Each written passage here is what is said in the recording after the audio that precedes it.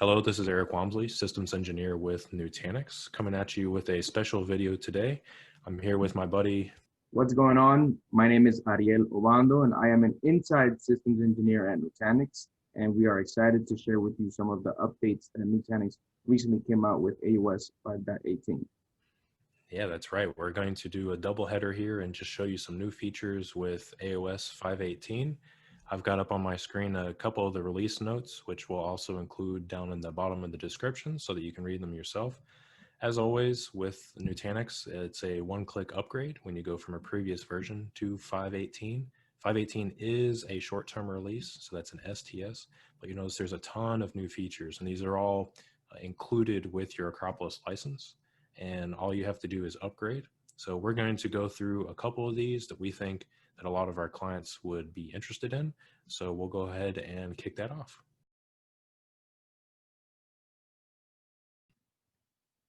As soon as you log into Prism Central, you would see this screen. And we are now going to go to the menu setting, which is the top left-hand side, the hamburger. And right below it, we are going to virtual infrastructure.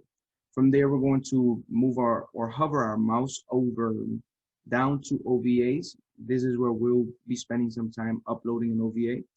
But for future reference, if you want to make this a favorite, you want to access this frequently, you would select that star and automatically that OVA section would populate in this left-hand side of the menu. Now let's go ahead and look into the OVA. And as you can see, at the moment, we do not have any OVAs uploaded. What I want to do next is upload my OVA. I'm going to click on the OVA button, and I'm going to get prompted with a new screen. I'm going to give my OVA a name. We're going to name this a first OVA file, but in order for me to access the file, I'm going to select upload. From there, I'll get prompted to where I have my file located.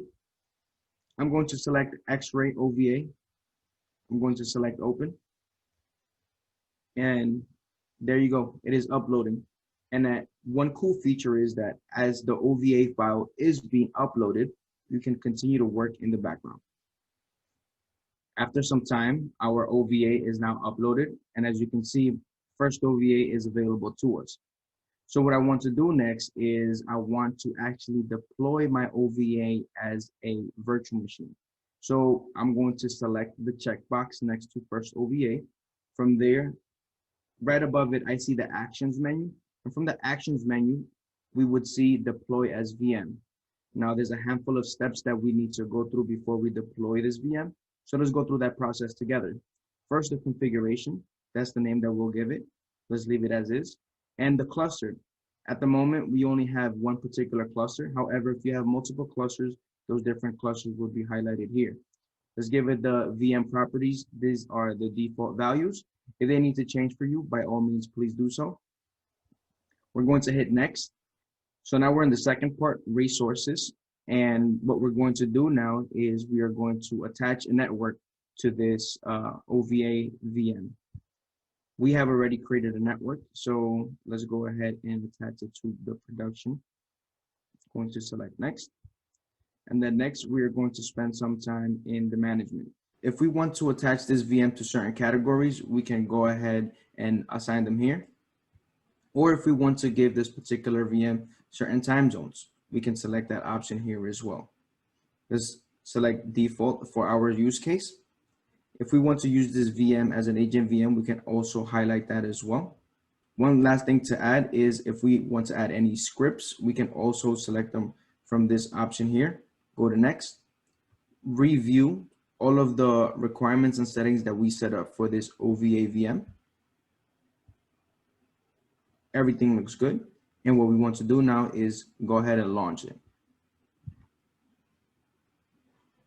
For any updates, we want to go to the top right-hand side where the number is. And this is where we get our information for powering on our OVA VM. So as you can see, we were able to now deploy a VM, but we want to go see where this VM resides on. So let's go to the top left-hand side, the menu hamburger. We're going to hover over virtual infrastructure. VMs. And from there, what we're going to see is that our VM and other VMs that reside in our cluster are currently residing here. To the bottom, our X-Ray 259027 VM is available to us. Now, this is now a regular VM, so we can do to this particular VM what we would do with any other virtual machine. So we can update it, delete it, launch the console, do any other VM settings that we have available to us. Also, as you can see, this particular VM has an IP address and it's behaving like any other VMs. Now that is how you are able to go from an OVA now to a VM.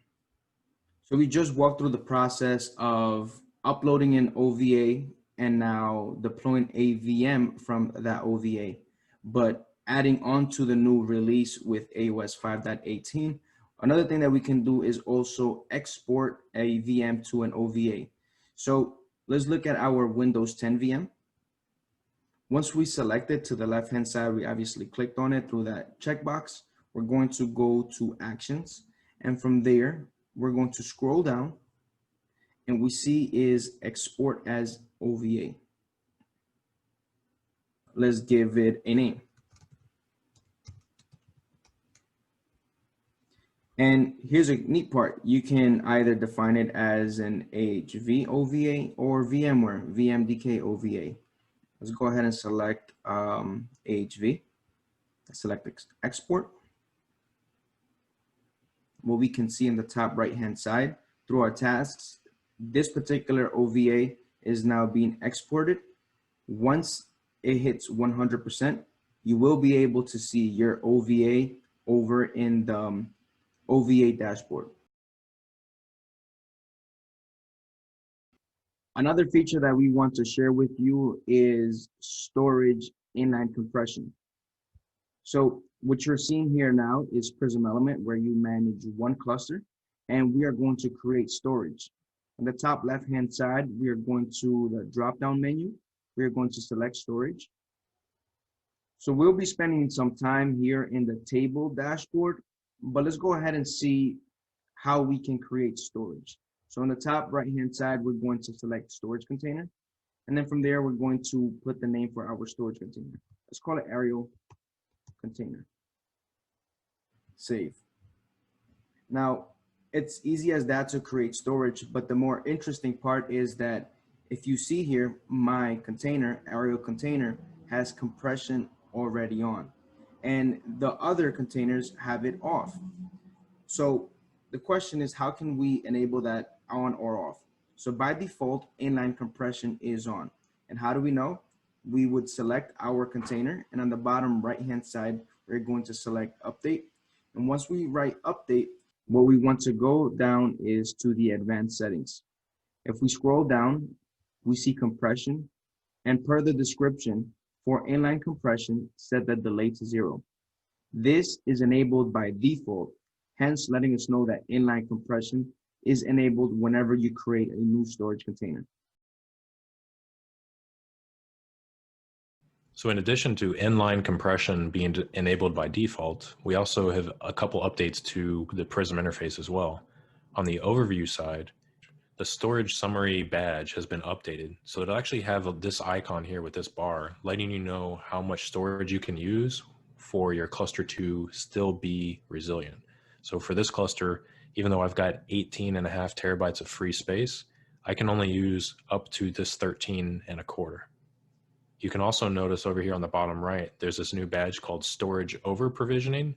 This cluster is basically doesn't have much on it, so the number's not that interesting, but it just helps administrators know how much storage they've over provisioned using thin provisioning, dedupe, and other storage efficiency technologies. And if you go back to the home screen, you'll also notice the storage summary badge here also has that bar icon. So it's really easy for you to notice how much free space you can use safely in your environment. Another new feature in 5.18 is if we go back to Prism Central and go to our flow security policies by going to the main navigation on the top left, go to policies and then security. You'll notice over here on the left, there's two new tabs, one for services and one for addresses. Let's take a look at this addresses tab. Let's go ahead and make an address group. Right? So it's pretty common for clients to have firewall rules that reference the same either IP, group of IPs, or subnet over and over again. And what this address group does is it allows you to reference it by name. So for example, if you have some internal IPs that you reference all the time, you can type them in here so that you don't have to retype them every time you're creating a security policy. So for example, I'm on this subnet, and this is my IP range for all my administrators. All I have to do is say from this IP to this IP is good to go. Or you can also do a subnet group. So maybe this is my internal subnet for my thin clients or something like that. So now I can say these two are in here. We'll go ahead and hit create.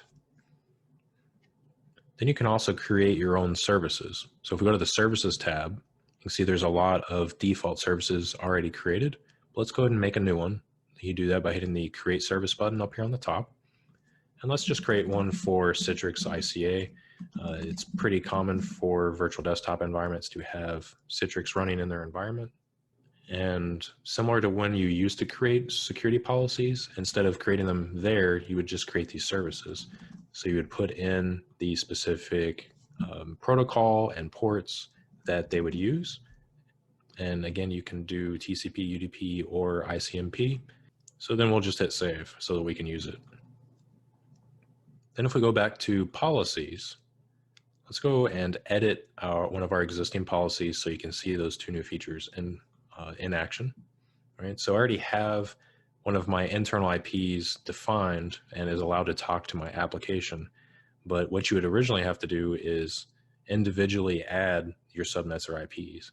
But instead of doing that, now you have this option to do your addresses, right? So we have that internal address group. So we just hit add for the internal IPs. And see, they're automatically all included there. Then you just hit the plus button to add it to your specific application.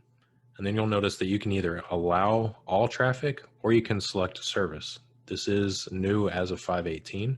So we'll go ahead and look for our Citrix service. And it's already got our ports defined there. So that way, again, you don't have to redefine them every single time. And then just hit save. And now with that in place, you can either hover over these traffic flows and it'll let you know what's allowed, like this one allows all traffic, or this one allows just our Citrix rules. And then you can go ahead and save it, and then it's into effect. And those are a couple of the new features with AOS 5.18. Of course, that's not all of them. Check out the release notes. The description will have a link to the AOS 5.18 release notes. I want to thank my buddy Ariel for being a part of this video. Awesome. Thanks, Eric, for inviting me. I look forward to making more videos like this. And for you, I hope, well, and I also expect that you enjoyed today's video and also learned about some of the new releases with Nutanix AOS 5.18. Yeah, thanks again, Ariel. Really appreciate it. And I hope all of you have a good day. Thank you. Bye.